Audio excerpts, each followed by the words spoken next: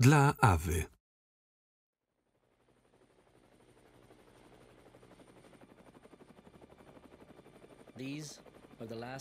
To ostatni widok, jaki szach Iranu podziwiał rankiem 16 stycznia 1979 roku na pokładzie wojskowego helikoptera w czasie swojej ostatniej podróży na międzynarodowe lotnisko Teheran-Mehrabad. Niewielu rozumiało powody jego decyzji o opuszczeniu kraju w tak krytycznym momencie. Król królów opuścił swoją krainę i zmarł 19 miesięcy później na wygnaniu z powodu powikłań medycznych. Jego odejście zmieniło historię Bliskiego Wschodu i całego świata. Oto historia 19 miesięcy Odysei, która doprowadziła do jego śmierci.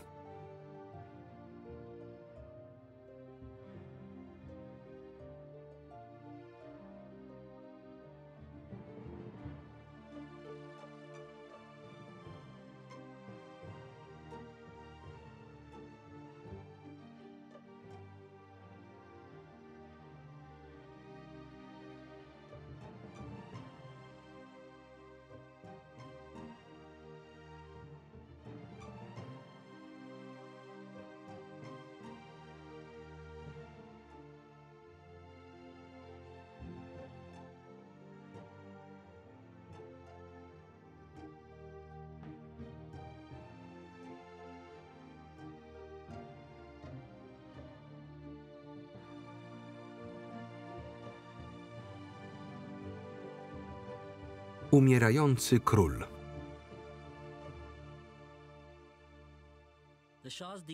Utrata władzy przez szacha była tragedią. Jej zdobycie z dnia na dzień wydawało się marzeniem. Jego ojciec Reza Szach, założyciel dynastii Pahlawich, ogłosił neutralność podczas II wojny światowej i odmówił wykorzystania Iranu jako korytarza komunikacyjnego dla aliantów. Zapoczątkowało to inwazję anglo-radziecką i podział Iranu na strefy wpływów. We wrześniu 1941 roku abdykacja Rezy Szacha wymuszona przez Brytyjczyków wyniosła na tron jego 21-letniego syna Mohammada Rezę Pahlawiego. Młody szach prawie stracił swoje symboliczne rządy, gdy w 1963 roku premier Mohammad Mossadegh znacjonalizował irański przemysł naftowy i zażądał niezależności od zachodnich rządów kolonialnych. Szach zdymisjonował premiera, ale Mossadegh odmówił. W obawie o swoje życie młody monarcha uciekł z Iranu i wyemigrował do Rzymu. Pod jego nieobecność irańska armia, wspierana przez Amerykanów i Brytyjczyków, przeprowadziła tajną operację obalenia Mossadegha. Na ulicach Teheranu wybuchły protesty, w których zginęły setki osób. Pułki czołgów popierające szacha szturmowały stolicę i ostrzelały oficjalną rezydencję premiera. Mossadegh został aresztowany, a 22 sierpnia 1963 roku szach niechętnie powrócił do Iranu. Mohammad Reza Pahlawi, rozpoczynając swoje rządy, był nieśmiałym monarchą. Ale 26 października 1967 roku, podczas ekstrawaganckiej ceremonii koronacyjnej, ogłosił się Shahin Szachem i koronował swoją trzecią żonę Farah na Szach Banu. W ten sposób dynastia otrzymała to, czego pragnęła – cesarzową i następców tronu. Ogłosił się królem królów. Dochody z ropy naftowej wraz z zachodnim wsparciem dawały szachowi fałszywe poczucie dobrobytu. Szach uwierzył, że jego misją jest zmiana porządku świata, który, jak na ironię, dał mu władzę. W przeszłości wy, Brytyjczycy i inni, którzy mieli tu wpływy, mogliście dowolnie zmieniać premierów. Żałujecie czasu, który zmarnowaliście? Chcecie manipulować również naszymi sprawami wewnętrznymi? Nie pozwolimy wam na to. W roku 1973 prezydent Nixon przerwał 20-letnią amerykańską pomoc dla Iranu i przyznał szachowi pełną swobodę w zakupie amerykańskiej broni. Jednak apetyt króla na władzę i broń nie został zaspokojony. Jeśli Stany ograniczą dostawy broni, będziecie zaopatrywać się gdzieś indziej? Bez wątpienia. Stany zainwestowały znaczne środki w uczynienie z reżimu szacha linii frontu przeciwko sowieckiej ekspansji w regionie. Ten miał jednak inne plany. W wyścigu o uczynienie z Iranu potęgi światowej w ciągu jednego pokolenia obmyślił wielki plan modernizacji kraju. Dzięki krajom arabskim, które solidarnie ograniczyły produkcję, światowe ceny ropy wzrosły prawie 5-krotnie w ciągu roku. PKB Iranu rósł w niesamowitym tempie, sięgającym 50% rocznie. Szach nie przejmował się negatywnym wpływem swojej polityki na Zachód. Kiedy zaczęliśmy bronić naszych interesów, ceny surowców również wzrosły o kilkaset procent, ale tak dalej być nie może. Jeśli wy się rozwijacie, my również. Jeśli my się rozwijamy, wy także. Musimy znaleźć rozwiązanie. Zyski z ropy sfinansowały modernizację, liberalizację i rozwój edukacji. Jednak polityczne i intelektualne przebudzenie klasy średniej popchnęło ją do żądania większej wolności od rządu. Liczne zamachy na szacha nie powstrzymały tego trendu. Podczas gdy kontynuowano szybką modernizację, kiepska infrastruktura, brak planowania, złe zarządzanie i korupcja hamowały wiele planów szacha. Irańczycy byli rozczarowani. Król źle ocenił rynki ropy naftowej i własną władzę, grożąc nawet anulowaniem kontraktów naftowych z zachodnimi konsorcjami, które miały wygasnąć w 1979 roku. Irańska gospodarka była pogrążona w chaosie. Monarcha tracił poparcie w kraju i za granicą. W 1977 roku prezydent USA Jimmy Carter wywarł presję na szacha, by ten poprawił sytuację praw człowieka w Iranie. Opozycja uznała to za sygnał do zintensyfikowania nacisków. Skupili się wokół przywódcy religijnego ajatollaha Ruhollaha Chomeiniego, który zaaranżował rewolucję z wygnania we Francji, transmitując ją do Iranu za pośrednictwem zachodnich kanałów. Iranem wstrząsnęła fala strajków. Szach poszedł na ustępstwa wobec opozycji, aresztując niektórych swoich zwolenników, ale protesty tylko się nasiliły.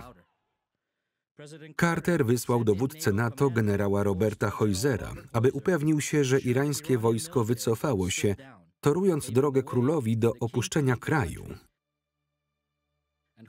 Jego miejsce zajmie Chomeini. Co jednak skłoniło szacha do buntu przeciwko swoim amerykańskim panom? Co przekonało potężny Zachód do zastąpienia starego przyjaciela politycznym islamem?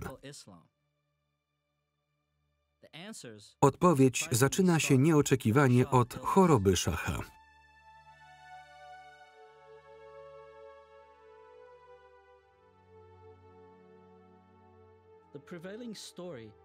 Według historii opowiedzianej przez królową w jej książce An Enduring Love, nowotwór szacha został po raz pierwszy wykryty przez francuskich lekarzy w 1974 roku, którzy utrzymywali go w tajemnicy nawet przed królem, który nie wiedział o swojej chorobie aż do końca około 1977 roku. Było wiele tajemnic, a nawet zmowa milczenia.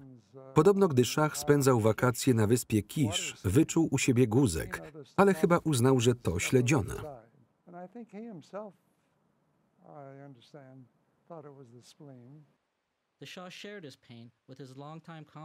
Szach zwierzył się swojemu wieloletniemu przyjacielowi i zaufanemu ministrowi dworu, Asadullahowi Alamowi. Pewnej czwartkowej nocy pan Alam zadzwonił do mnie z wyspy Kisz. Powiedział: panie doktorze, potrzebuję pana. Zapytałem, czy wszystko w porządku. Widziałem go zaledwie tydzień wcześniej i wszystko było w porządku. Odpowiedział, że to nie dla niego. Powiedział mi, żebym poprosił moich francuskich kolegów o przyjazd do Iranu. W 1974 roku Jean Bernard, światowej sławy francuski specjalista od nowotworów, i jego technik laboratoryjny Georges Flandrin potajemnie polecieli do Iranu, aby zbadać szacha.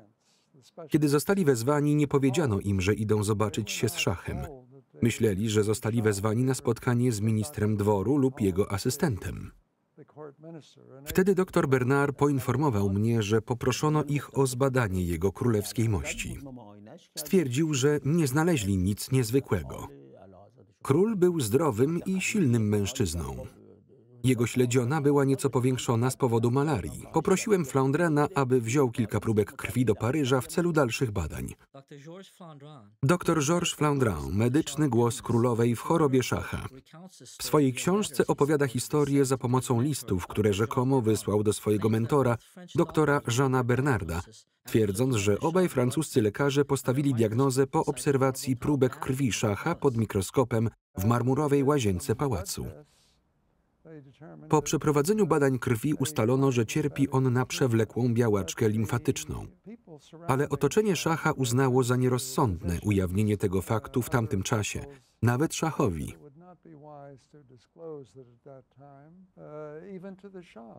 Nie powiedzieli szachowi, że ma białaczkę, która jest formą raka krwi, ale że cierpi na tak zwaną chorobę Waldenstroma.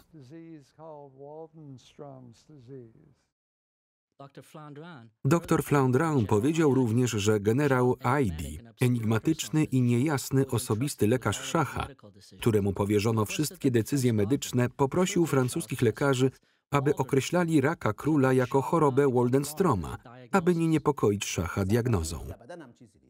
To, co zrobił, było absurdalne. Flandrin też to wie. Nie wiem, dlaczego to napisał. Ukryliśmy diagnozę, informując szacha, że jego śledziona spuchła na skutek malarii, żeby tylko nie dowiedział się o raku. Szybkie sprawdzenie w słowniku hasła Waldenstrom potwierdziłoby, że jest to rodzaj raka. Wydaje się mało prawdopodobne, że mogli użyć tej sztuczki, aby ukryć chorobę przed szachem. Nie wiem, o czym myślał szach. Może podejrzewał, że ma coś poważniejszego, ale nie dał tego po sobie poznać. Wszyscy zgodzili się, że opinia publiczna nie powinna nic wiedzieć. Przed Francuzami szach odwiedził jednak innych lekarzy i dowiedział się o swojej chorobie. Jeśli tak nie było, dlaczego miałby szukać specjalisty od raka? To właśnie odkrył profesor Fellinger w 1968 roku i o tym mi powiedział.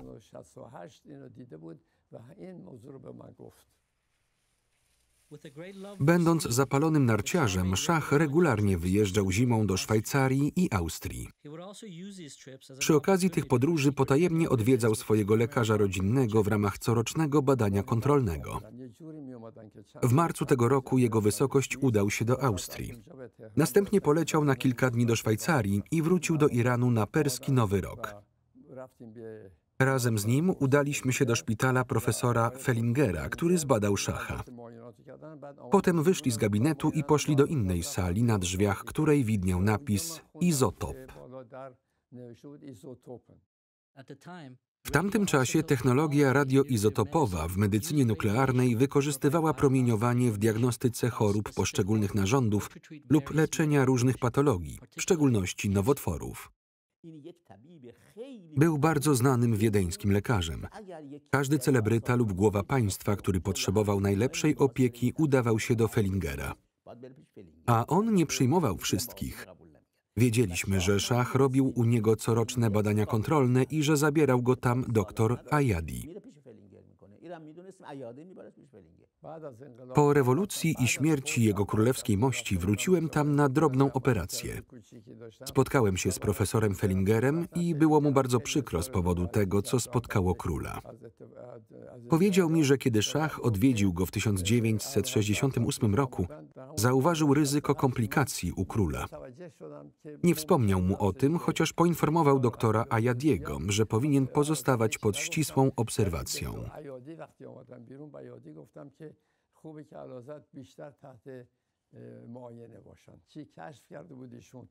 Co takiego odkrył, czego nie zauważyli inni specjaliści? A może doktor Ayadi zdiagnozował problem?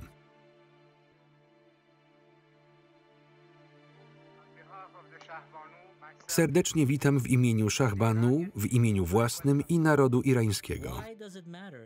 Dlaczego ma znaczenie, kiedy szach zachorował? Był filarem amerykańskiej polityki zagranicznej na Bliskim Wschodzie, a jego śmierć uosabiała upadek amerykańskiej strategii dotyczącej przyszłości tego regionu. Iran dzięki wspaniałemu przywództwu szacha był wyspą stabilności w jednym z najbardziej niespokojnych regionów świata. Postanowił uczynić swoją chorobę tajemnicą państwową. Przez 6 lat nie ujawnił swojej żonie ani własnej rodzinie, że ma raka. Nie powiedział swojej siostrze bliźniaczce, księżniczce Ashraf, a już na pewno nie poinformował o tym Amerykanów. Prowadził nawet w błąd amerykańskich lekarzy, którzy badali jego matkę i sporządzali wywiad rodzinny. Uważał, że jeśli Irańczycy dowiedzą się o jego stanie zdrowia, nie będą go już wspierać tak, jak wcześniej.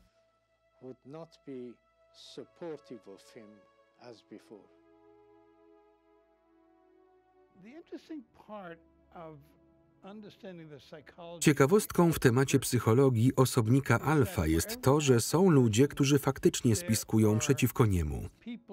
Nie ma lidera bez ludzi, którzy chcieliby go zastąpić. Zwłaszcza gdy zaczynają odczuwać jego słabość, zauważać, że sprawy idą źle.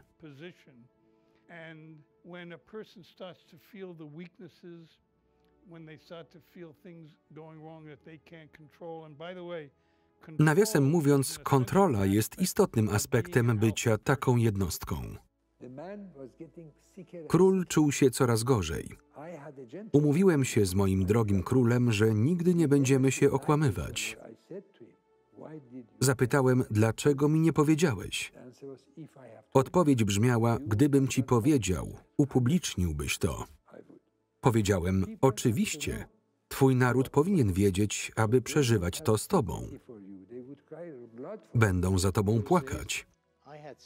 W tamtych czasach dostrzegałem pewne oznaki, że dzieje się coś niezwykłego. Królowa wspomina nieoczekiwaną decyzję szacha o udziale jej i ich najstarszego syna w spotkaniach z premierem, parlamentem i szefami sił zbrojnych. Wspomina w szczególności wizytę prezydenta Francji w 1975 roku, który wyraził swój podziw dla tempa rozwoju Iranu. Szach odpowiedział bez ogródek, mój problem polega na tym, że nie mam zbyt wiele czasu. Od czasu jego choroby wszystko się zmieniło. Co niewiarygodne, nakazał aresztowanie i uwięzienie niektórych z najbardziej lojalnych wobec niego osób.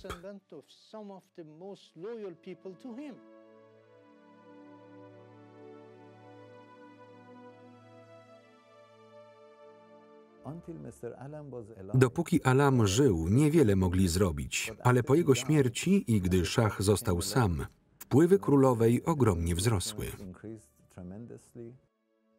14 kwietnia 1978 roku, niecały rok przed irańską rewolucją, zmarł Asadullah Alam, doradca i najbliższy przyjaciel szacha.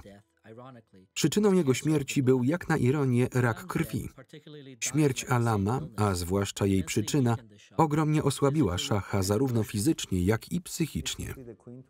Królowa przejęła inicjatywę. Zawsze uważano, że ludzie nienawidzili szacha. Królowa była lubiana. Gdyby szach odszedł, mogliby przejąć władzę. Nie docenili jednak religii.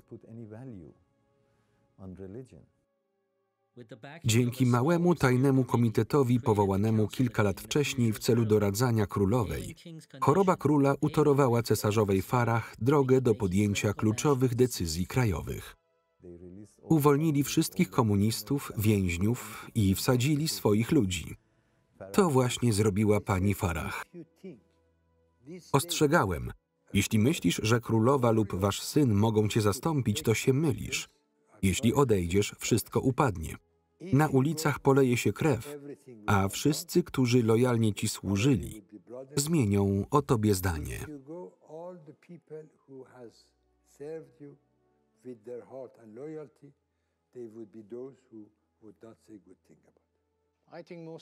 Królowa wraz ze swoją świtą miała przewagę.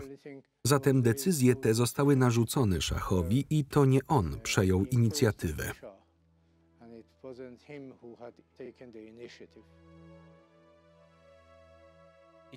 Zdradzony przez przyjaciół w kraju i opuszczony przez sojuszników za granicą, szach stanął w obliczu upadku kraju.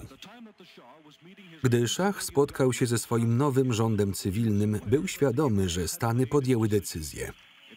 Nie było to publiczne zdezawuowanie szacha, ani tym bardziej sugerowanie jego abdykacji. Decyzja polegała po prostu na poinstruowaniu ambasadora USA Solomona, że następnym razem, gdy szach poprosi o radę, czy wziąć urlop, czy nie, rada powinna brzmieć tak. Zrobiono to z pełną świadomością, że jeśli szach wyjedzie, może nigdy nie wrócić. Miesiąc przed naszym ostatecznym wyjazdem jego wysokość poinformował mnie, że planuje udać się do Stanów Zjednoczonych.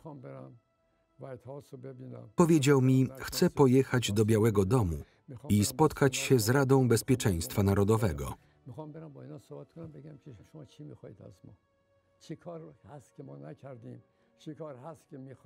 Chcę porozmawiać z Senatem i Kongresem. Chcę wiedzieć, czego od nas chcą, czego od nas oczekują, co mamy zrobić, by położyć kres tej sytuacji. Niech pokażą nam rozwiązanie. W przeciwnym razie, jeśli upadniemy, upadnie cały Bliski Wschód. Niech nami pokierują, skrytykują nas lub zasugerują, co mamy zrobić. Waszyngton z zadowoleniem przyjął decyzję szacha o opuszczeniu kraju i zakończeniu rządów. Pan Sullivan przerwał i powiedział, prezydent Carter poprosił, aby w drodze do Ameryki jego wysokość zatrzymał się w Asuanie w Egipcie, aby spotkać się z byłym prezydentem Fordem, a także prezydentem Sadatem na 2 dni, aby pomówić o Camp David.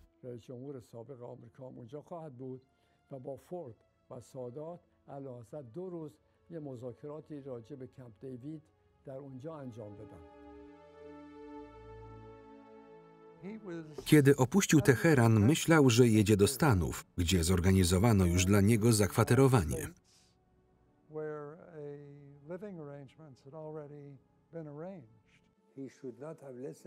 Nie powinienem był słuchać ani amerykańskiego, ani brytyjskiego ambasadora. - 16 stycznia 1979 roku chory król i jego rodzina opuszczają Iran. -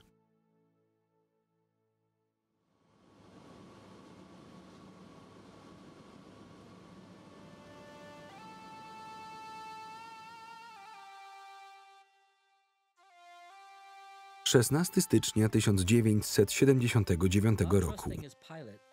Nie ufając pilotowi, szach sam przejął stery samolotu lecącego do Asuanu, gdzie spotkał się ze swoim starym przyjacielem, prezydentem Anwarem Sadatem. Został powitany salwą z 21 działu z udziałem Gwardii Honorowej. Jednak nastrój króla był ponury. To był straszny dzień dla szacha, ponieważ był to początek jego życia na wygnaniu.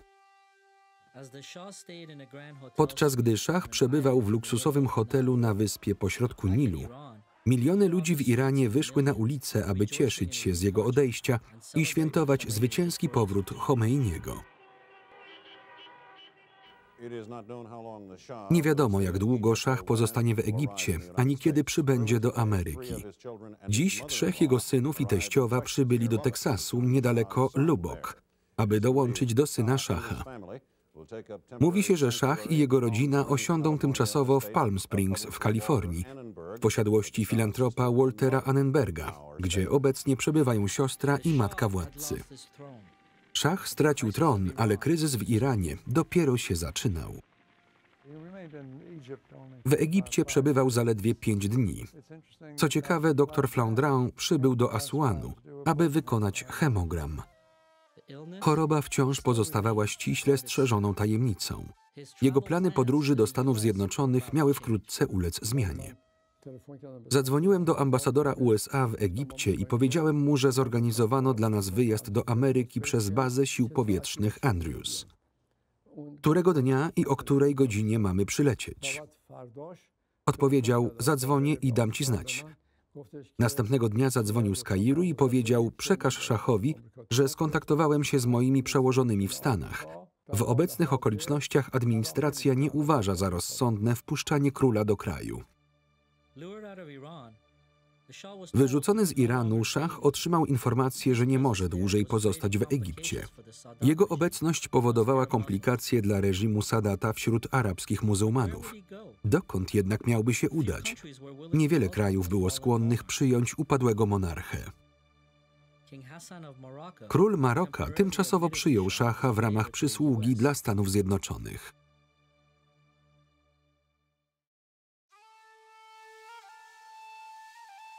– 22 stycznia 1979 roku. Dwumiesięczny pobyt szacha w Maroku rozpoczął się pozytywnie. Spotkał się z rodziną królewską. Choroba króla była nadal utrzymywana w tajemnicy przed prasą. Udał się do Maroka, gdzie otrzymał wygodną kwaterę, ale 14 lutego 1979 roku doszło do zamieszek w amerykańskiej ambasadzie.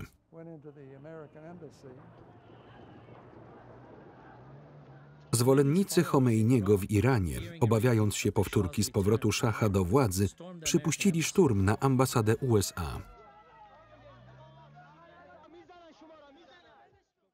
Negocjacje między administracją Cartera a irańskimi radykałami doprowadziły do pewnej deeskalacji sytuacji. Prezydent Carter został jednak ostrzeżony i od tego momentu wiedział, że wpuszczenie szacha do Stanów Zjednoczonych zaszkodzi amerykańskim wysłannikom w Iranie. W związku z tymi problemami w Teheranie, marokański rząd i król Hassan byli bardzo niezadowoleni z jego pobytu w kraju i poprosili, by wyjechał.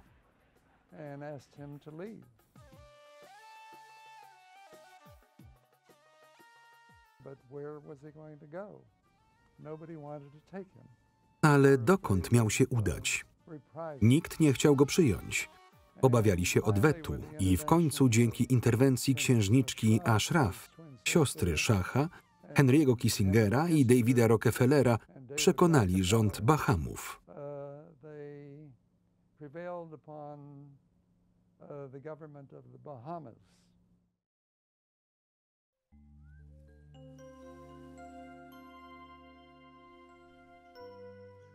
– 30 marca 1979 roku. Potężni przyjaciele zorganizowali dla szacha i jego świty tymczasowe schronienie na Bahamach. Królewski pobyt pochłonął niebotyczne sumy. Król i królowa nie byli zadowoleni ze swojej nowej rezydencji. Ich kwatery były małe i zapewniały niewiele prywatności. Szach pływał w tropikalnych wodach i spacerował po plaży, ale jego stan zdrowia stale się pogarszał.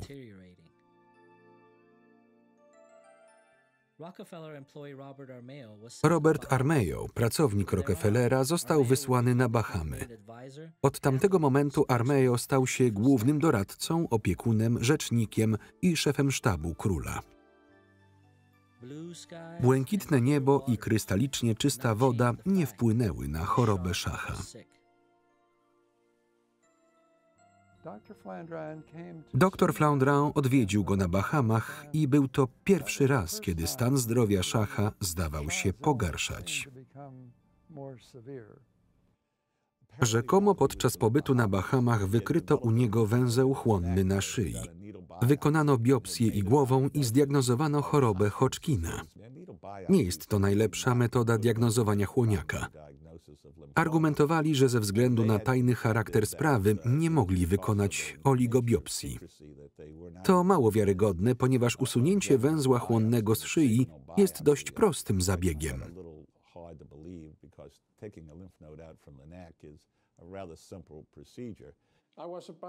Byłem zaskoczony, że francuski hematolog leczył szacha z powodu hematologicznej, złośliwej przypadłości bez właściwej diagnozy i to w tajemnicy. Podanie mu chemioterapii bez badania tkanek było błędem.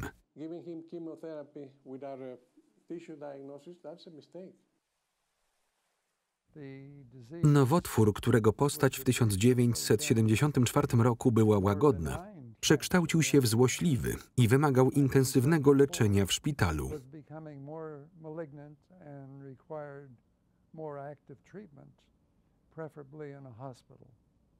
Sądzono, że ma chorobę limfoproliferacyjną. Później rozpoznano chłoniak nieziarniczy o niskim stopniu złośliwości. Następnie zdiagnozowano chorobę Hodgkina. Ostatecznie zamiast przewlekłej białaczki limfocytowej, król okazał się mieć chłoniaka wielkokomórkowego, który jest znacznie bardziej niebezpieczną chorobą.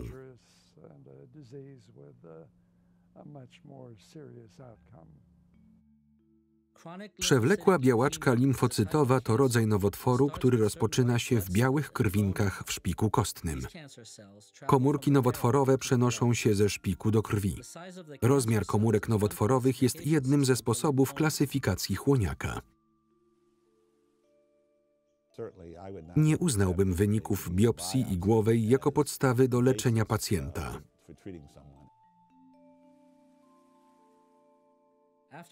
Po kilku miesiącach rząd brytyjski zdecydował, że szach nie jest już mile widziany na Bahamach.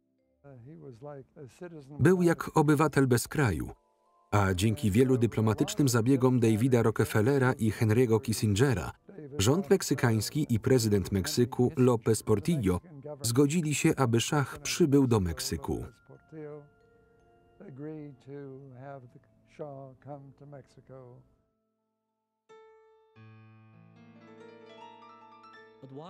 Dlaczego właśnie Meksyk?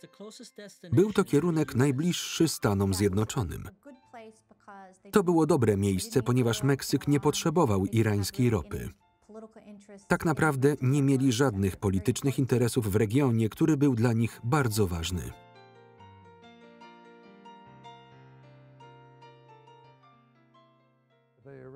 Zorganizowano dla nich mieszkanie w komfortowej willi w kurorcie Cuernavaca.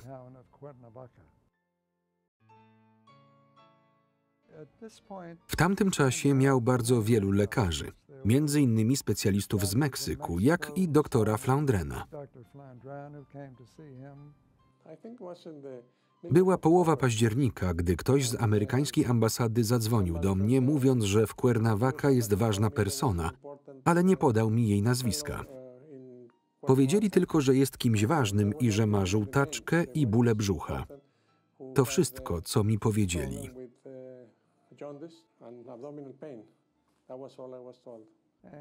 Rząd amerykański za pośrednictwem Davida Rockefellera wysłał innego lekarza, Benjamina Keana, internistę i specjalistę chorób tropikalnych z Nowego Jorku.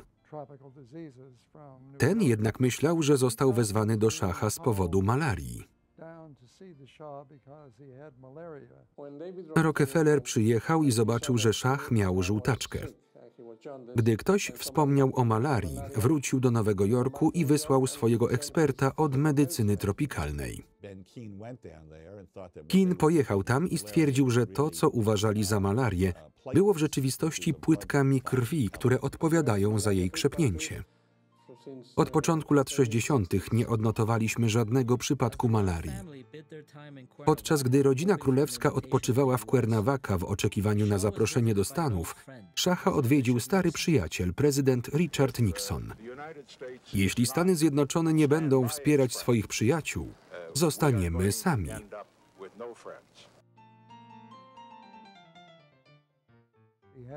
Miał niedrożność dróg żółciowych wątroby lub przewodu żółciowego wspólnego, prawdopodobnie spowodowaną kamicą lub nowotworem złośliwym. Wtedy po raz pierwszy lekarze zaczęli się spierać o diagnozę. Dr Kean jest parazytologiem, nie hematologiem ani onkologiem.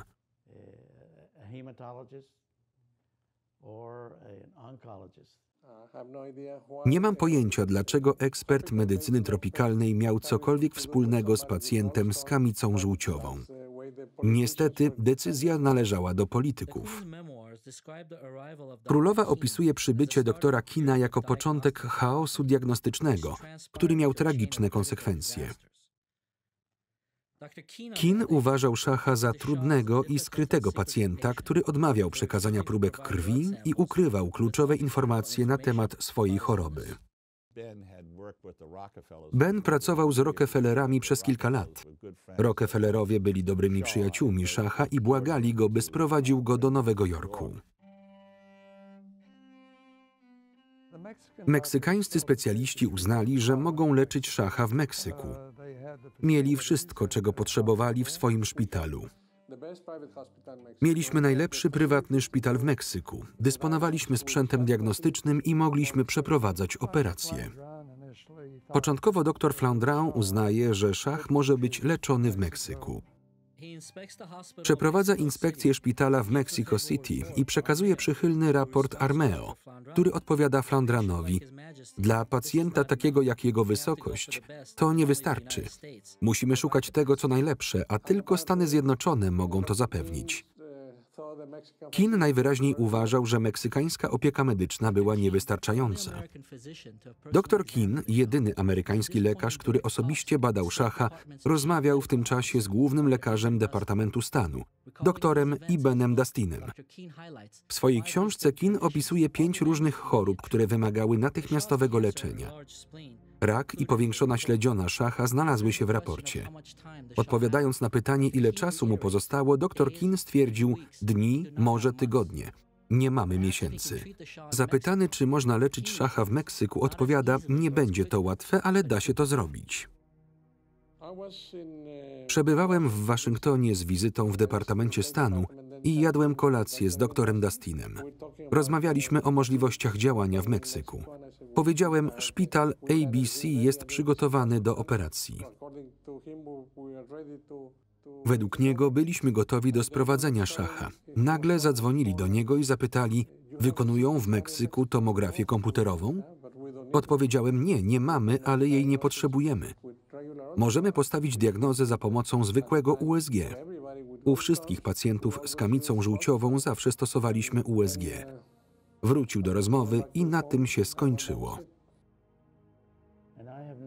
Nie mam pojęcia, czy szach sam podejmował jakiekolwiek decyzje. Większość decyzji pozostawił doktorowi Kinowi. W tamtym czasie miałem już za sobą 2 ważne operacje. Operowałem 2 ambasadorów USA. Wiedzieli, że jestem dyplomowanym chirurgiem i zaufali mi, powierzając mi zoperowanie ambasadorów USA w Meksyku. Jakiego jeszcze dowodu kompetencji potrzebowali?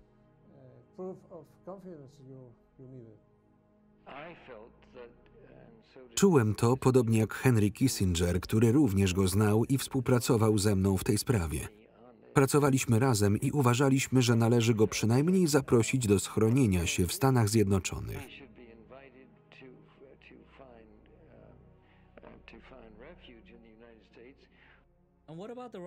Jaki był interes Rockefellerów w sprawach szacha? Chase Manhattan Bank, należący do Rockefellerów, w którego zarządzie zasiadał Henry Kissinger, był jedynym bankiem, z którego usług korzystał rząd szacha. Centralny Bank Iranu i Narodowa Irańska Kompania Naftowa miały tam swoje główne rachunki. Prezydent Carter był bardzo niechętny przyjęciu szacha, ponieważ znał wszystkie zagrożenia. Zaalarmowali go jego ludzie. Choć nie sądzę, by go to przekonało, pomyślał pewnie: skoro wszyscy inni to forsują, to może to najlepsze, co można zrobić. Może nie widzę czegoś, co powinienem dostrzec w tej sytuacji i nie zamierzam wiecznie opierać się moim najlepszym doradcom, z których wszyscy doradzają mi coś przeciwnego. A potem zmusili go do tego. Powiedzieli mu: nie możesz porzucić przyjaciela. Daliśmy mu władzę, jest chory i przebywa w Meksyku. Oni nie wiedzą, jak postępować. Jaka siła mogłaby wpłynąć na prezydenta USA, by postąpił wbrew własnemu osądowi i zgodził się? Jednym z mało znanych faktów, o których dowiedziałam się w trakcie moich badań, było to, że przed słynnym napadem, w którym wzięto i przetrzymywano zakładników, ambasada doświadczyła wcześniej 3 innych napadów.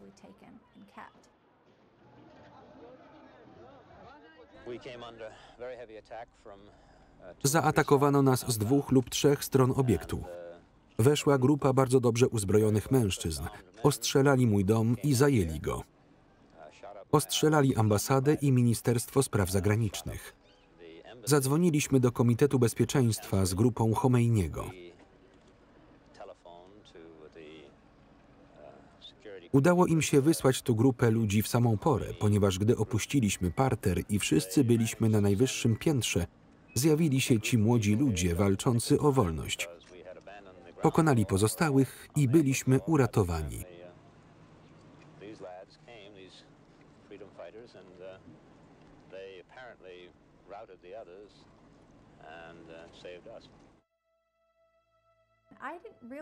Nie wiedziałam, co się dzieje. Nie sądzę, by wielu Amerykanów wiedziało. Carter bardzo martwił się o personel naszej ambasady. Leczenie zostało opóźnione i po kilku miesiącach spędzonych w Meksyku Szach został przetransportowany do szpitala w Nowym Jorku.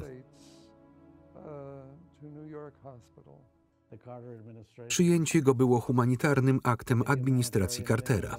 Potem zaczęły się kłopoty. 22 października 1979 roku. Szachowi pozwolono na wjazd do Stanów Zjednoczonych, ponieważ w Meksyku brakowało lekarzy i sprzętu niezbędnego do przeprowadzenia operacji. Przybył do szpitala w Nowym Jorku. Wykonano tomografię komputerową i badanie USG. Odkryto, że miał kamień w przewodzie żółciowym wspólnym, który go blokował.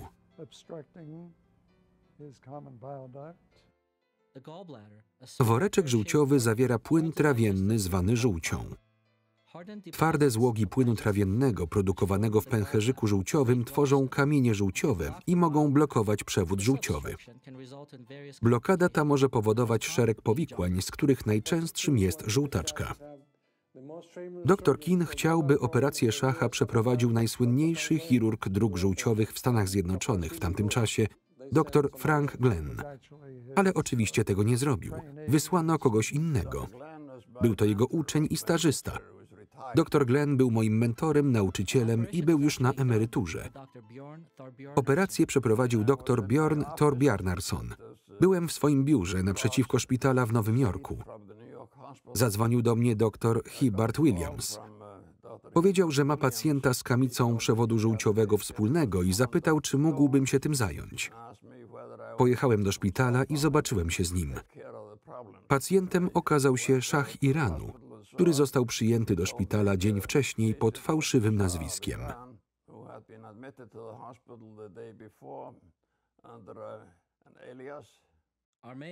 Armeo, zirytowany odmową podsekretarza stanu na wjazd Szacha do Stanów, nakłania nowojorski szpital do przyjęcia chorego króla pod swoim własnym nazwiskiem, jako David Newsom. Wszedł do pokoju. Szach usiadł, uścisnął mi dłoń i powiedział, że jest szczęśliwy, że go leczę, ponieważ jestem lekarzem, do którego inni lekarze przychodzą się leczyć. Skąd wziął te informacje? Nie wiem. Pacjent nie został poinformowany, kto będzie go operował. To, co doprowadzało mnie do szału, to fakt, że Ben Keane nigdy nie informował mnie z wyprzedzeniem o tym, co się dzieje. Najwyraźniej onkolog zatrudniony w nowojorskim szpitalu nie wiedział nawet, że operowano Szacha. Omówiliśmy ten przypadek i co należy zrobić. Przejrzałem część dokumentacji i zauważyłem, że miał splenomegalię, co mnie zaniepokoiło, ale wszyscy mówili, najpierw musimy zająć się pęcherzykiem żółciowym. Więc mam tu śledzionę, o której nic nie wiem, ale jednocześnie muszę wiedzieć, ponieważ chory ma chłoniaka szyi. Ale jeśli chłoniak wielkokomórkowy znajduje się w śledzionie, co jest bardzo groźną chorobą, nie poddałbym go radioterapii, podałbym mu chemioterapię.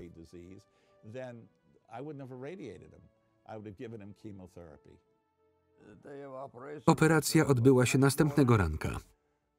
Administracja ustaliła najwcześniejszą godzinę. Myślę, że była to godzina 8.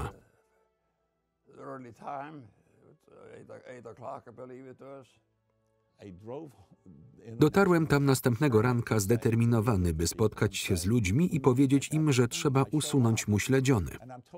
Pojawiłem się, a oni powiedzieli mi, że jest operowany, więc pobiegłem tam natychmiast.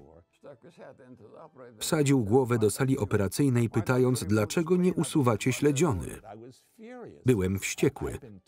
Gdyby powiedzieli mi, że będą operować, zamiast pojawiać się o 8 rano, pojawiłbym się o 5 i powiedział: panowie, będziemy wyjmować śledziony. Chirurg nie chciał jej usunąć. Zdziwiony pytał: chcesz usunąć śledzione? Jesteś odważniejszy ode mnie. Przeprowadzałem operację w trybie półpilnym. Nie miałem zgody szacha na usunięcie śledziony. Nigdy z nim o tym nie rozmawiałem.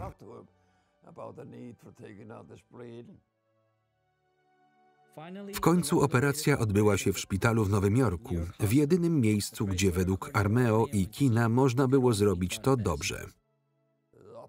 Operacja przebiegła pomyślnie. Usunięto woreczek żółciowy i kamienie z dolnego odcinka przewodu wspólnego bez komplikacji. Usunięto wszystkie pozostałe kamienie z dolnego końca przewodu wspólnego. Do przewodu wprowadzono rurkę i zamknięto jamę brzuszną bez wycinania śledziony.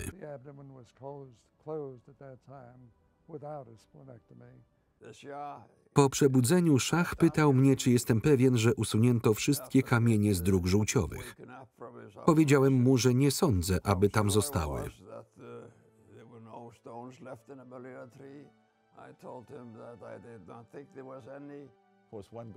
Oczywiście kamienie nadal tam tkwiły. Prosty i rutynowy zabieg szacha wykonany przez stażystę zakończył się komplikacjami. Szach przeszedł operację z powodu niedrożności dróg żółciowych i żółtaczki.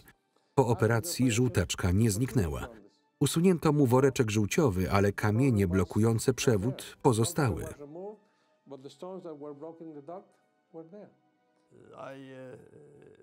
Martwiłem się, że kamień z lewej wątroby okazał się niemożliwy do oceny. Ale zarówno wziernikowanie, jak i prześwietlenie nie wykazały żadnych pozostałości. Nie mogliśmy więc zrobić nic więcej.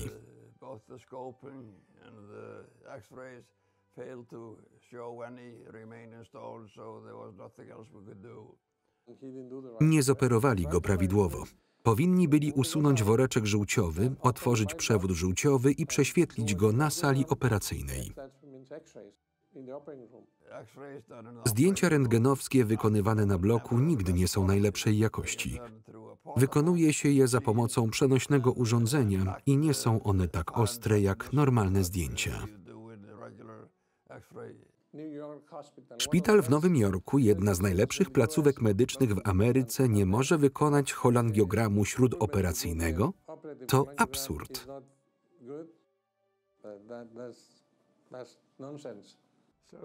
Wezwano więc specjalistę z Kolumbii Brytyjskiej. Sprowadzono doktora Berhena z Vancouver, aby przyjechał i usunął kamień laparoskopowo, co mu się udało.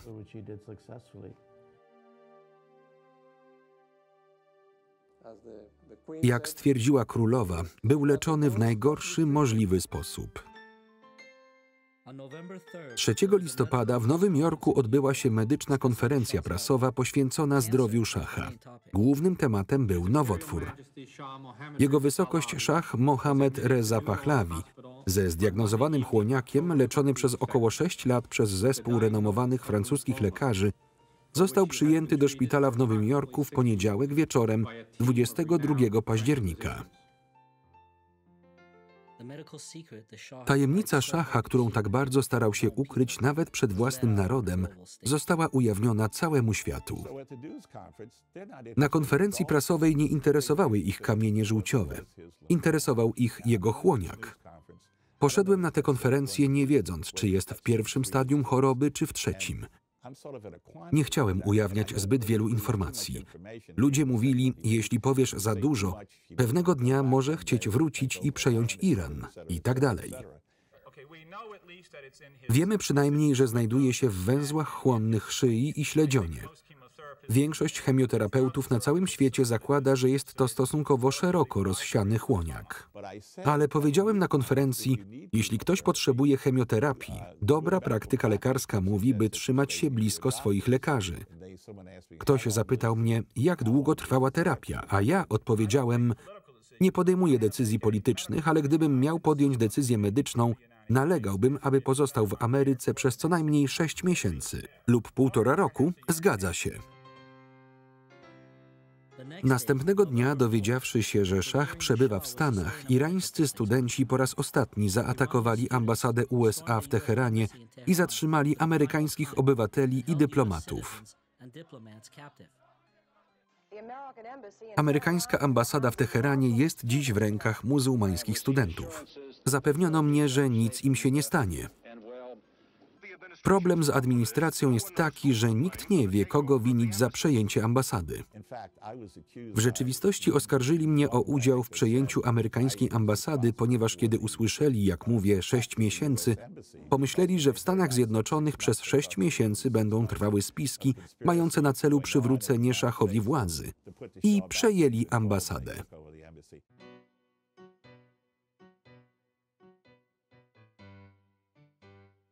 Dlaczego więc Carter pozwolił szachowi na wjazd do Stanów, skoro wiedział, że Amerykanie zostaną wzięci jako zakładnicy w Iranie?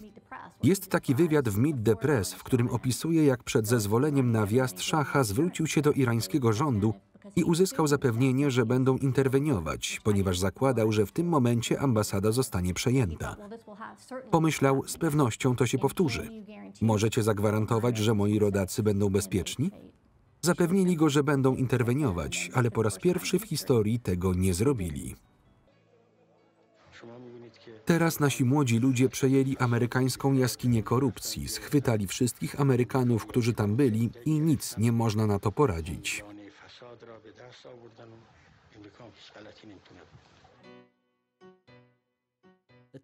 Wzięcie amerykańskich zakładników było pretekstem dla prezydenta Cartera do uchylenia ustawy o nadzwyczajnych uprawnieniach gospodarczych.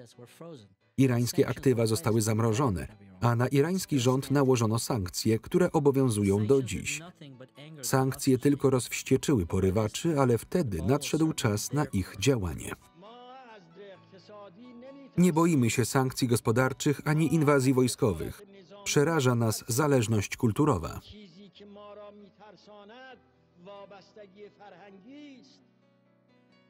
Irańczycy przedstawili swoje warunki uwolnienia zakładników. Domagali się publicznych przeprosin ze strony USA za wtrącanie się w ich wewnętrzne sprawy i zobowiązania się, że nie będą tego robić w przyszłości, a następnie zażądali ponownego procesu szacha.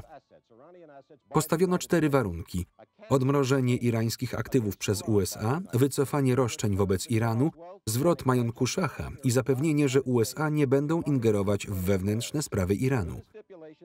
Zastrzeżono, że wszystkie warunki muszą zostać spełnione, a nie tylko zaakceptowane przez USA, aby zapewnić uwolnienie zakładników. Ale irańskie aktywa były rozproszone. Rezerwa Federalna zamroziła dużą ich część, aż $1,3 miliarda i $1 miliard w złocie. Było to najłatwiejsze do odzyskania, ponieważ znajdowało się pod kontrolą rządu. Departament Skarbu USA również posiadał irańskie aktywa. $400 milionów w depozytach za amerykański sprzęt wojskowy, za który zapłacił szach, ale który nigdy nie został dostarczony. Suma ta była źródłem kontrowersyjnych płatności dokonanych na rzecz islamskiego rządu Iranu przez administrację Obamy. Instytucje finansowe posiadały również ponad $1 miliard z Iranu. Większość z nich została przejęta przez banki w celu zrekompensowania pożyczek udzielonych szachowi, które nie zostały spłacone. W zagranicznych oddziałach amerykańskich banków ulokowano $4 miliardy, czego większość w londyńskim oddziale Chase Manhattan. Zamrożenie tych pieniędzy było mocno kontrowersyjne, ponieważ Europa nie zezwalała rządom na zamrażanie aktywów w celu rekompensowania strat biznesowych. Amerykańskie firmy zamroziły $0,5 miliarda irańskich dolarów, do których Iran nigdy nie miał dostępu. Zaległe pożyczki na poczet zamrożonych aktywów wynosiły prawie $10 miliardów. Jest to równowartość około 50 miliardów dzisiejszych dolarów. Majątek szacha był kolejną częścią umowy finansowej mającej na celu odzyskanie zakładników. Rząd islamski również chciał tych pieniędzy. Była mowa o miliardach dolarów. Ponieważ tylko 1/10 tych pieniędzy znajdowała się faktycznie w kraju, Stany Zjednoczone nie miały prawa ich użyć. Finansowe aspekty tego kryzysu nigdy nie zostały upublicznione. Było co najmniej 275 pozwów sądowych mających na celu pozyskanie irańskich pieniędzy.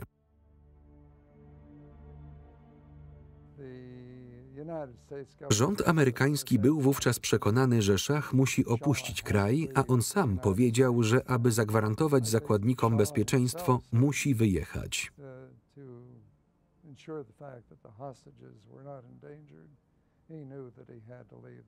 Powiedziano mu, że nie jest już mile widziany, a jego wiza straciła ważność.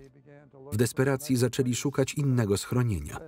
Leczenie znów zostało wstrzymane.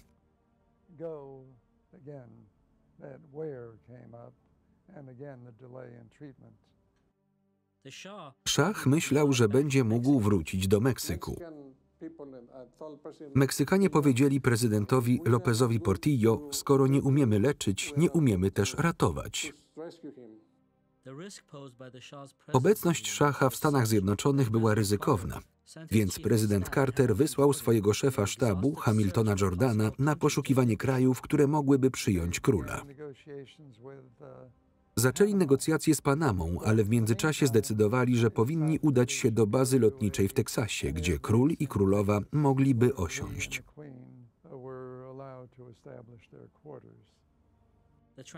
Przeprowadzka z Nowego Jorku do Lackland odbyła się z zachowaniem ścisłych środków bezpieczeństwa.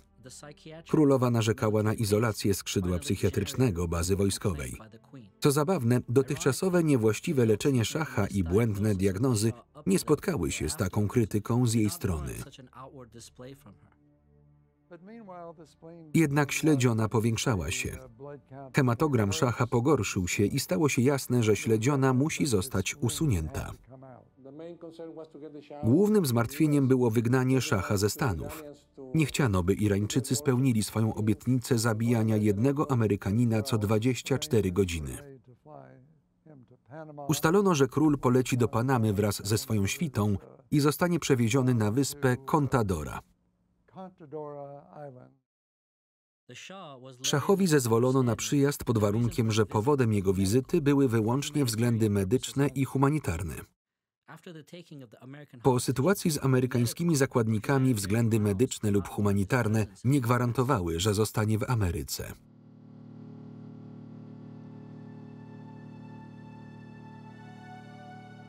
15 grudnia 1979 roku. Upokorzony, upadły monarcha przybył do Panama City i został przetransportowany helikopterem na wyspę Contadora na Pacyfiku, 56 kilometrów na południowy zachód od stolicy.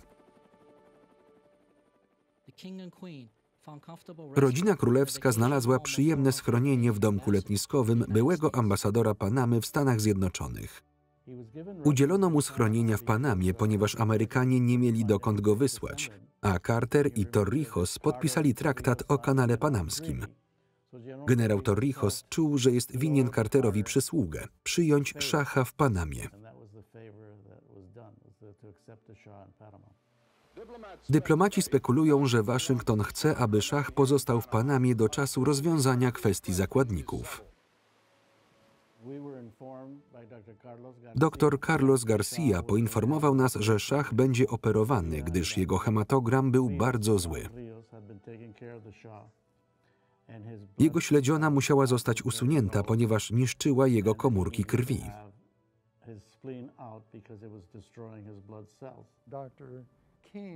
Dr Keane początkowo sądził, że będzie on leczony w szpitalu Gorgas, który znajdował się w strefie kanału panamskiego i był szpitalem prowadzonym przez Amerykanów.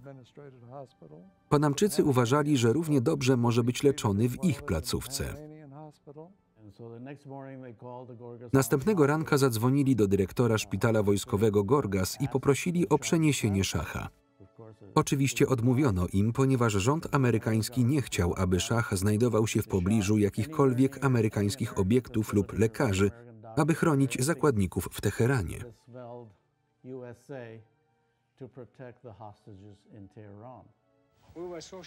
Byliśmy tak zszokowani sprawą zakładników, że zaproponowałem opuszczenie nowojorskiego szpitala, w którym go leczono, aby pomóc w rozwiązaniu tego problemu. Lekarze w Panamie chcieli operować. Prosili ich, pozwólcie nam to zrobić. Ale Ashraf, siostra szacha, powiedziała, nie, chcę, żeby zrobił to amerykański lekarz. Przygotowywaliśmy się do operacji na niedzielę rano. Ponadto wynegocjowaliśmy z ambasadą USA i wojskiem wysłanie separatora krwi do Panamy. W tamtym czasie było to nowe urządzenie, które posiadała dr Jean Hester, hematolog z Houston. Mieli około 10 amerykańskich żołnierzy z odpowiednią grupą krwi. Celem było przetworzenie dużych ilości krwi w celu zebrania i skoncentrowania wystarczającej ilości granulocytów do leczenia pacjentów z białaczką, techniką, którą dr Hester opracowywała od wczesnych lat 70. Wszystko wydaje się iść świetnie, gdy nagle pojawia się artykuł z Nowego Jorku, w którym dr Keane twierdzi, że Szach zostanie przyjęty do panamskiego szpitala w ten weekend w celu poddania się splenektomii. Następnie w środę DeBakey obwieszcza prasie swój przyjazd, ponieważ nikt w Panamie nie wie, jak operować śledzione.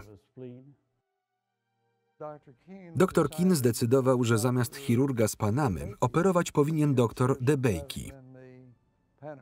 Ale ten nie był specjalistą od śledziony. Był wybitnym, światowej sławy chirurgiem sercowo-naczyniowym.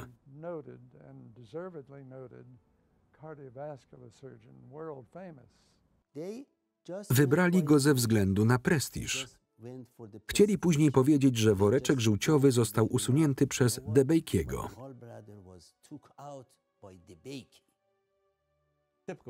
Typowy Ben Keane. Zdobędę największe nazwisko, jakie się da. Tak postępuje Ben Keane. Myślałem sobie, mój Boże, dlaczego go wybrali? To nie jest odpowiedni człowiek do tego zabiegu. Ale wiedziałem, że nikt nie powiedziałby, słuchaj, DeBakey, to nie jest robota dla ciebie.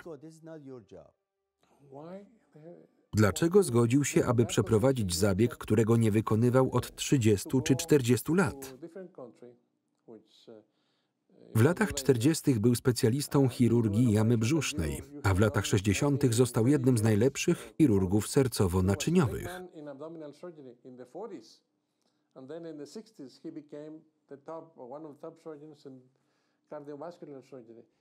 Dobry kardiochirurg może operować jamę brzuszną, ale dlaczego nie powierzyć tego komuś, kto na co dzień wykonuje splenektomię?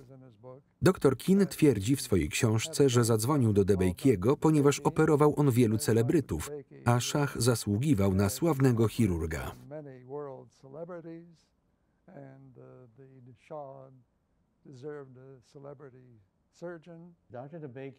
DeBakey był pod wrażeniem, że Ben Keane i prawdopodobnie Rockefeller zaprosili go do Panamy. Jest tak sławnym człowiekiem, że myślał, iż wszystkie drzwi natychmiast się przed nim otworzą. Tymczasem ambasada amerykańska i nasz rząd planowały coś innego. Zabroniono mu operować w Panamie. Nie jest Panamczykiem, ale nasz rząd wydał specjalną zgodę na to, by mógł być obserwatorem i doradcą naszego zespołu. DeBakey przybywa z wielką pompą do Panamy. Jestem tu, by zoperować Szacha. Cóż za potwarz dla chirurgów z Panamy. Powiedzieliśmy Keane'owi, że może dołączyć do naszego zespołu. Wysiadł z samolotu ze swoim zespołem. Była w tym pewna arogancja. Czuli się naprawdę poniżeni przez cały ten czas. Żaden szanujący się chirurg nie pozwoliłby komuś z innego kraju przyjechać i operować zamiast niego. Szef może być tylko jeden.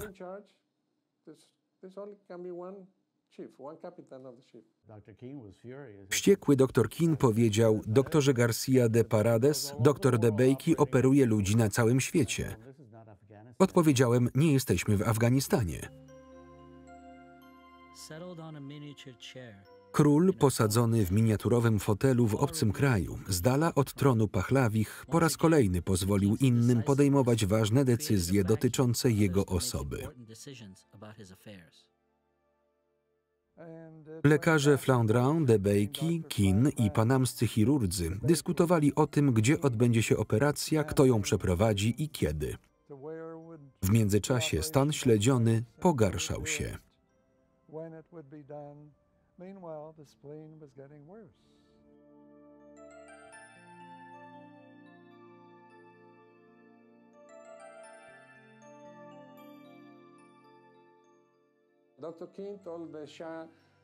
Dr Kin powiedział szachowi w Panamie, że nie chce, by go operowano w Panamie, ponieważ nie ufa panamskim chirurgom. Bał się, że Irańczycy zapłacą generałowi Torrijosowi za zabicie go podczas operacji. Torrijos powiedział nam: jeśli szach umrze, wszyscy pójdziecie siedzieć. Ben Kin przez cały czas manipulował. Widząc warunki, jakie tam panowały, odradzałem operację, ponieważ uważałem, że zwiększy to ryzyko. Dr DeBakey nie obejrzał nawet naszych bloków operacyjnych ani żadnych innych budynków szpitala.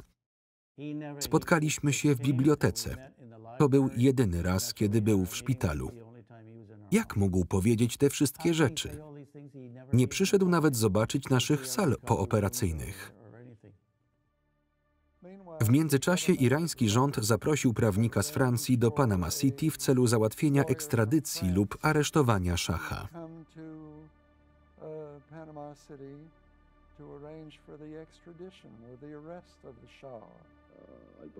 Myślę, że Republika Panamy próbowała w pewien sposób przyczynić się do pokojowego rozwiązania całego kryzysu.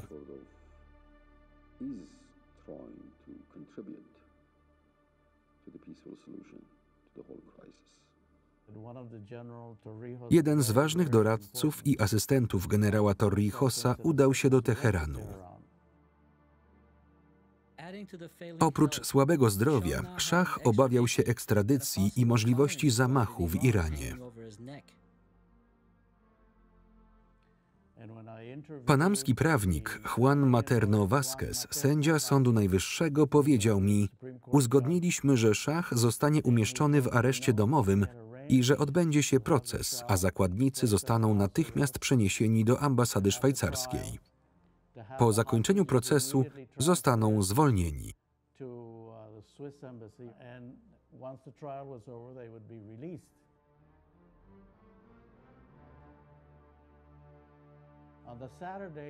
Dwóch irańskich prawników rządowych przybyło do Panamy w sobotę. Mieli oni przedstawić wniosek o ekstradycję w naszym sądzie w poniedziałek.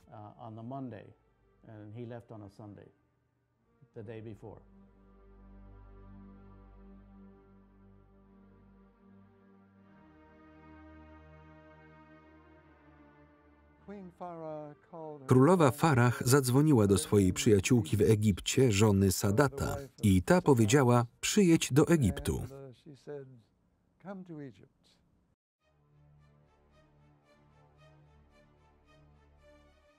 Odetchnąwszy z ulgą po ucieczce z Panamy, szach odrzucił ofertę Sadata, by skorzystać z prezydenckiego samolotu. Na swoją podróż do Egiptu zdecydował się wyczarterować Evergreen Jet, były samolot CIA. Kiedy samolot szacha odleciał, Hamilton Jordan i administracja Cartera podjęli ostatnią próbę wynegocjowania uwolnienia zakładników z pomocą francuskiego prawnika Bourgeta, doprowadzając do ekstradycji szacha. Chomeini dał jasno do zrozumienia, że nie chce szacha w Egipcie. Amerykanie wymusili nieplanowane lądowanie samolotu szacha na portugalskich Azorach w celu rzekomego uzupełnienia paliwa. Hamilton Jordan i jego odpowiednik Godbzadeh kontynuowali rozmowy na temat losu szacha. Uzgodniono nowy proces ekstradycji, ale w ostatniej chwili Godbzadeh poinformował Jordana, że umowa nie została zatwierdzona. Negocjacje zakończyły się fiaskiem. Po 6 godzinach chory i gorączkujący król kontynuował swoją podróż, nieświadomy niebezpieczeństwa, którego właśnie uniknął, bezsilny, by powstrzymać to, co miało nadejść. Czy szach pozostanie w Egipcie? Będziemy mieć mnóstwo czasu. Tak, to stały pobyt. Po operacji będziemy mieć dużo czasu na rozmowę. Zostanie pan na stałe? Tak.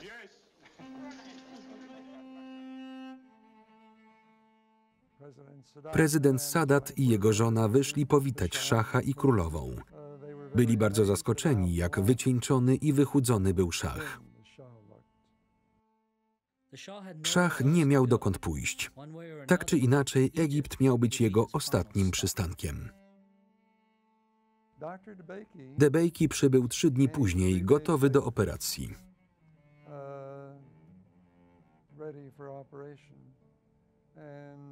Splenektomia trwała około 80 minut. Śledzione usunięto bez trudu, a wkrótce po operacji Szach czuł się całkiem dobrze. Zabieg usunięcia śledziony przebiegł pomyślnie, a jeśli będzie on nadal dobrze reagował na chemioterapię, będzie mógł normalnie żyć. Po operacji czuł się bardzo dobrze. Myślę, że poprawa nastąpiła znacznie szybciej, niż się spodziewaliśmy. Prezydent Sadat oznaczył DeBakey'ego orderem Imperium Egiptu za przeprowadzoną operację, ale w ciągu kilku tygodni Szach zaczął odczuwać bóle w klatce piersiowej. Miał gorączkę, dreszcze i czuł się źle.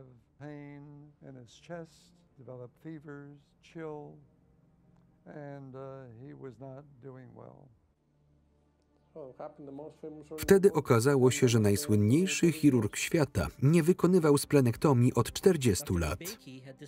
DeBakey zdecydował się pozostawić pacjenta bez drenażu. Ty zrób drenaż. Zdecydowanie założyłbym dren, ponieważ została dziura. Śledziona była aż tak duża. Kiedy wykonujemy splenektomię, wykonujemy drenaż, szczególnie w takich przypadkach, aby upewnić się, że cała niepożądana treść może opuścić narząd. Zwłaszcza, że znajduje się on bardzo blisko trzustki.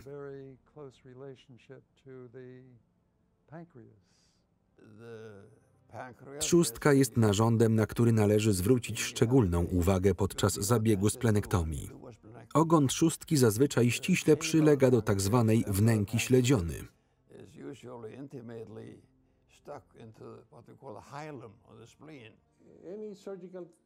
Każdy podręcznik do chirurgii ostrzega, że usuwając śledzione należy zachować szczególną ostrożność, by nie uszkodzić trzustki. Próbka śledziony z operacji w Egipcie dotarła do szpitala w Nowym Jorku. Patolodzy, którzy otrzymali próbkę, wykryli fragment trzustki. To bardzo niepokojące. Możliwy do uniknięcia uraz trzustki spowodowany nieostrożnością chirurga dołącza do listy powikłań Szacha. Lecę do Egiptu, odwiedzam Szacha i rozmawiam z lekarzami. Pokazują mi, że ma uszkodzoną trzustkę i gorączkuje. Mówię im, trzeba podać antybiotyki dożylne. Oni na to, król nie chce dożylnych antybiotyków, tylko doustne. Mówię, nie obchodzi mnie, czego chce. Macie mu podać antybiotyki dożylnie.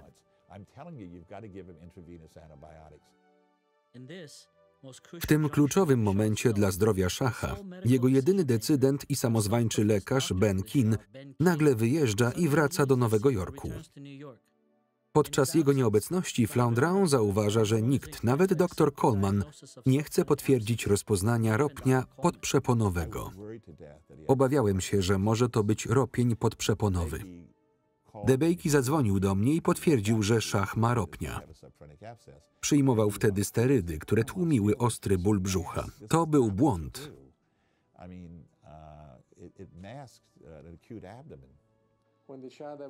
U Szacha rozwinął się ropień podprzeponowy po splenektomii z powodu nierozpoznanego urazu śledziony.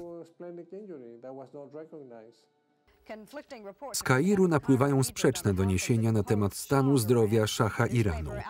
Dziennik Al-Ahram podaje, że jego stan się pogarsza. Jego lekarz twierdzi, że jest lepiej. Oficjalny rzecznik Robert Camillo wydaje się pełen optymizmu. Gorączka i infekcja są leczone antybiotykami. Zwykle jest to powolny proces, ale lekarze mówią mi, że poprawa następuje szybko. Następnie oczywiście usunięto mu śledziony. Hemogram wrócił do normy. Szpik kostny funkcjonował prawidłowo i można było wznowić chemioterapię. Kiedy DeBakeyowi powiedziano, że nie ma ropnia, nie zoperowano Szacha, ale jego stan się pogarszał. Gorączka rosła, a ból się nasilał.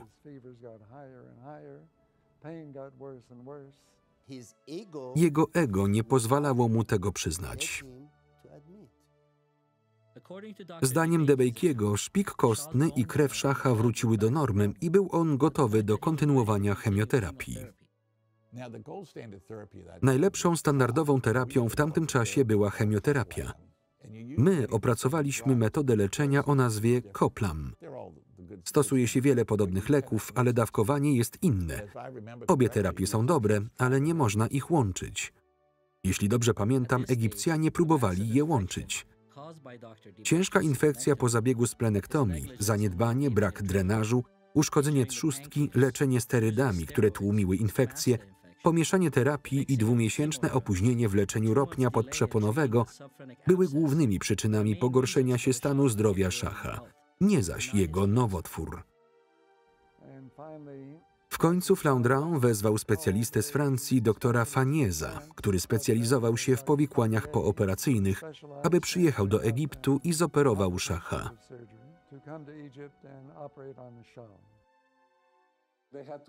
Musieli wezwać Francuzów, aby przyjechali i naprawili problem.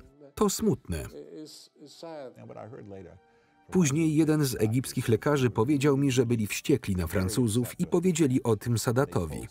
Sadat, który był inteligentnym człowiekiem, przyszedł, zobaczył szacha i zapytał: czy wy nie widzicie, że ten człowiek umiera? Usłyszał: niech wezmą winę na siebie. Doktor Fanier zoperował szacha niemal natychmiast. Opróżnił ropień, następnie odciągnął prawie 1,5 litra ropy.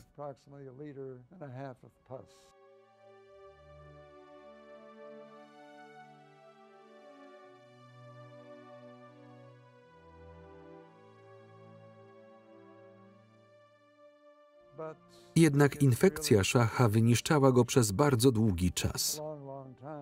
W lipcu 1980 roku zapadł w śpiączkę i zmarł.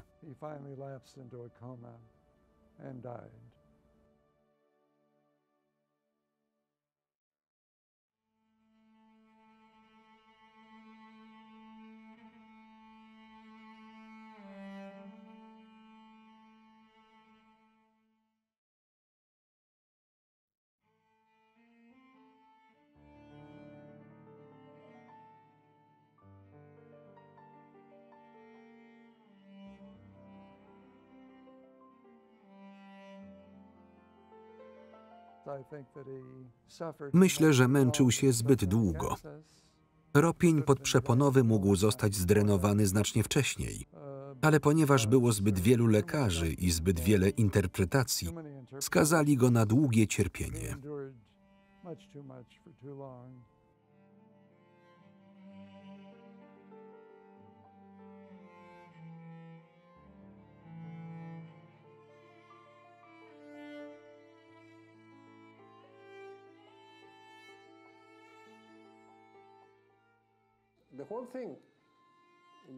Mowa tu o całej liście zaniedbań z obszaru hematologii, onkologii, chirurgii, leczenia powikłań.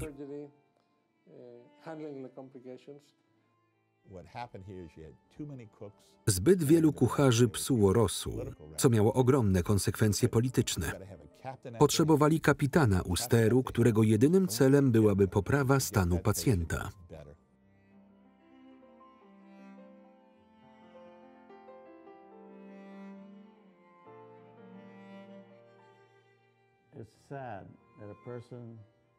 To smutne, że osoba z taką władzą i pieniędzmi nie mogła uzyskać uwagi, której potrzebowała ze względu na sytuację polityczną rządu USA, Iranu i wszystkich innych.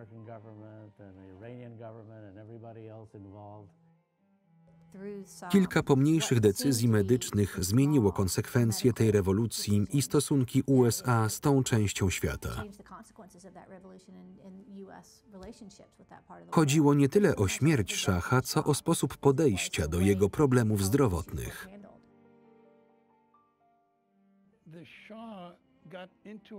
W tamtym czasie szach nie wiedział prawie nic o swojej chorobie, relacjach, swojej pozycji i ludziach, którzy się nim opiekowali. To musiało skończyć się dla niego osobistą katastrofą.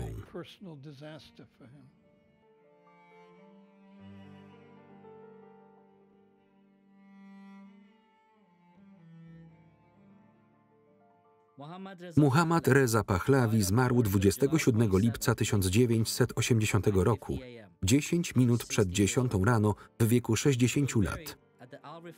Został pochowany w kairskim meczecie Al-Rifai, w tym samym mauzoleum, w którym wiele lat wcześniej pochowano jego poprzednika i wygnanego ojca Rezę Szacha.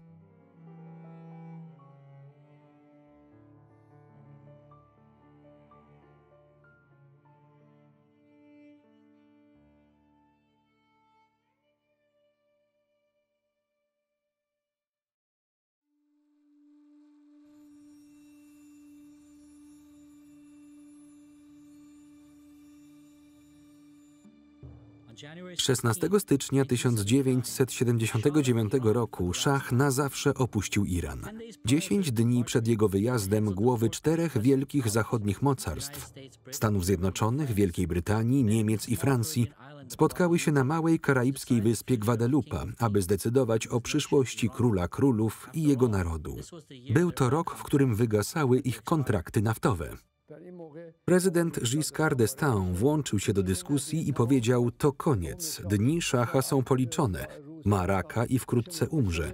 Powinniśmy rozważyć inne możliwości.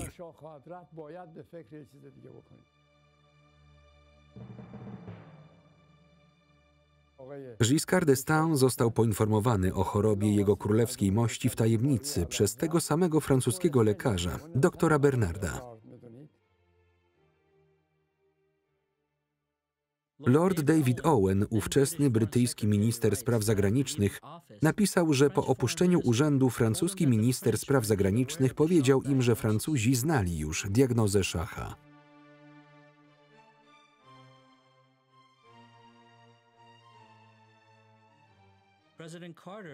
Prezydent Carter zaangażował się w niestabilną grę sojuszników i ułatwił upadek i tak już niestabilnego monarchy na rzecz politycznego islamu. Dokonano tego w imię demokracji, praw człowieka i wolności narodu irańskiego. Ale dla Cartera i Stanów Zjednoczonych nastąpił zwrot. Prezydent również ucierpiał bardziej niż którykolwiek z jego gwadelupskich współspiskowców. Zdaniem studentów Iran jest naszym wrogiem, ponieważ produkuje broń nuklearną. To przekonanie wzięło się w dużej mierze z przemówienia George'a Busha, jego osi zła i wielu innych określeń. Rok po tym przemówieniu, a może i później, za każdym razem, gdy wspominano o tych 3 krajach, padało słynne hasło oś zła. Młodzi ludzie są więc bardzo podatni na manipulacje i wierzą, że Ameryka zawsze miała rację. Nie mają pojęcia, że kiedyś byliśmy sojusznikami. Nie wiedzą, że istniały pewne problemy i szereg decyzji podjętych w bardzo krótkim czasie, które doprowadziły nas do miejsca, w którym jesteśmy teraz, po dekadach sankcji, które wpłynęły na nasze relacje i relacje Iranu z resztą świata. Administracja Cartera nie rozumiała prawdziwego znaczenia politycznego islamu. 30 lat później Obama poszedł w ślady Jimmy'ego Cartera, próbując odbudować pojednanie między USA a politycznym islamem w Iranie. Odbudowanie stosunków z Iranem było najważniejszym celem, do którego prezydent Obama uparcie dążył aż do końca. Jednak za jaką cenę? Za cenę demokracji, praw człowieka, czy za cenę prawa Irańczyków do samostanowienia?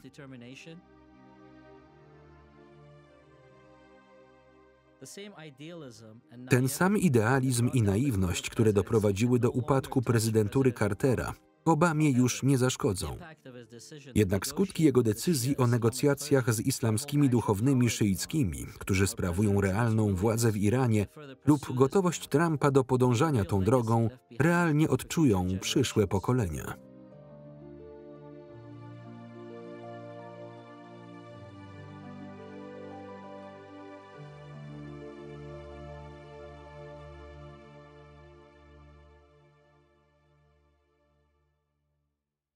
Podczas kręcenia tego dokumentu kilkakrotnie kontaktowano się z królową Farah Pahlavi w celu przeprowadzenia wywiadu i uzyskania komentarza, którego odmówiła. Dr Georges Flandrin również wycofał swoją pierwotną zgodę na podzielenie się swoją historią.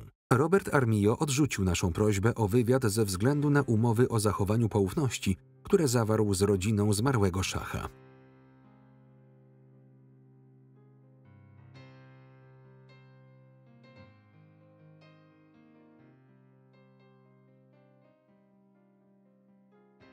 Tekst polski Aleksandra Urbańczyk. Czytał Maciej Więckowski.